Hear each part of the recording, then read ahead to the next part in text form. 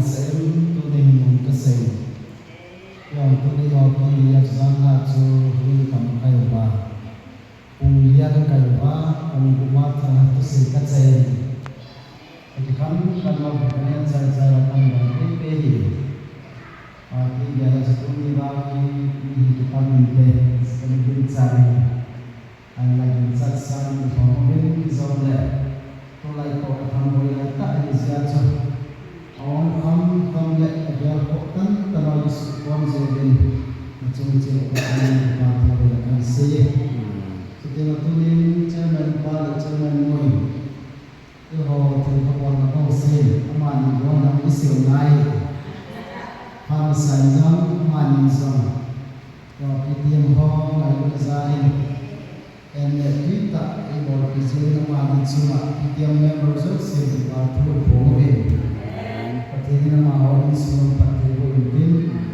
itu jadi pakai tak senang mungkin. Kalau dia kata ni le, unsur itu mungkin lagi selalu. Apa masalah kamu lana kejaman lagi, lain apa orang yang itu selalu. Hikmah kaya, insaf lain tamu. Kalian aku pakai kalau lain. Ini betul benar ya. Apa mencoba agar asap kecil ya. Allah nasihat kalau ini kalian harus terkait manusia. Ini apa pada sisi kadang menjaga titik ini.